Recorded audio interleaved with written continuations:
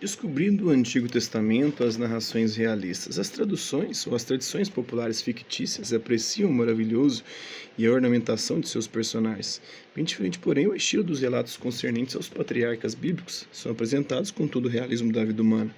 Abraão tem medo de ser raptado e recorre a uma restrição mental pela qual é censurado em Gênesis capítulo 12, versículo 18 e seguintes, capítulo 20, versículos do 9 ao 13. Sara assume atitude ciumenta e maldosa para com Agar, que o anjo de Deus consola duas vezes, conforme Gênesis capítulo 16, versículos 7 a 12 e capítulo 21, versículos 10 a 19. Jacó engana seu pai Isaac, fazendo-se primogênito, que arrebata a bênção devida a Esaú. Por isso ele deve fugir, conforme Gênesis capítulo 27, versículos 1 a 46. Jacó, por sua vez, é enganado pelo tio Labão em Gênesis capítulo 29, versículos 20 ao 25. Rubem perdeu o direito de primogênito por causa de um incesto praticado em Combala, concubina de seu pai, em Gênesis capítulo 36, versículo 22 e capítulo 49, versículo 4.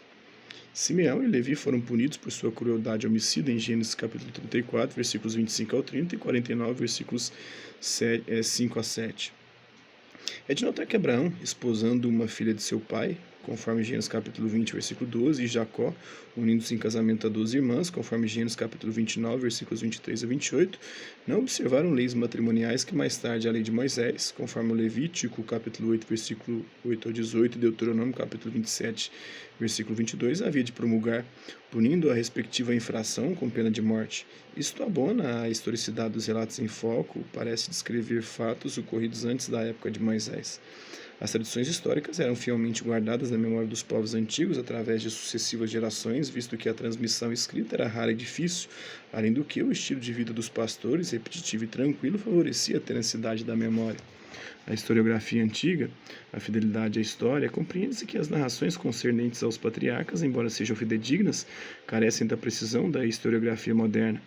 O historiador semita outrora recorria a procedimentos estranhos. Assim, por exemplo, o historiador da época dos patriarcas refere muitos colóquios em discurso direto, que não foram gravados, mas são reproduzidos de maneira aproximativa. Mas claramente ainda aparece o gênio do historiador quando trata de números e, em particular, de números de anos de vida. Sejam considerados os seguintes casos de suposto simbolismo.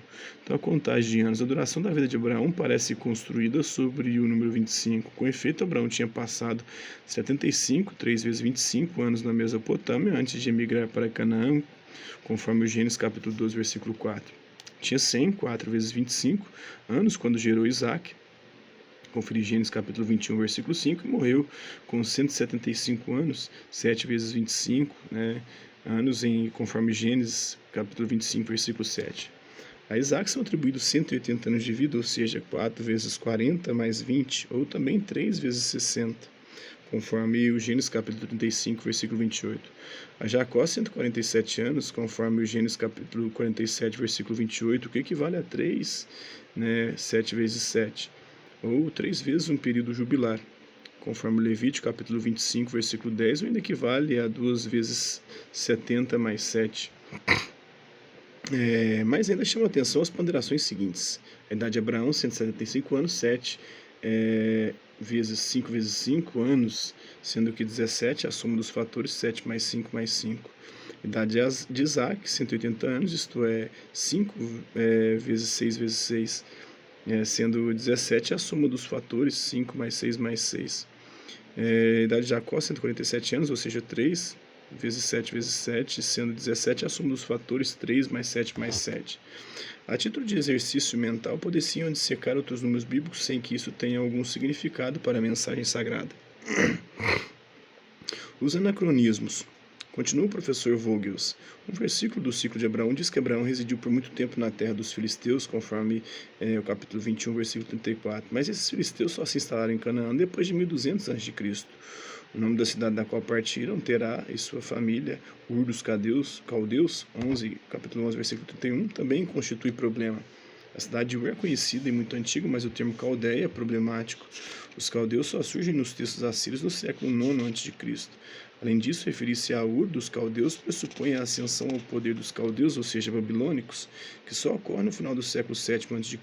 Então, isso aqui dá para saber mais ou menos quando foi escrito os textos bíblicos, do século IX a VII a.C., e não no período muito antigo. Então, ela vem de uma tradição oral, e a tradição oral foi incrementando elementos da tradição contemporânea daquele momento. Né?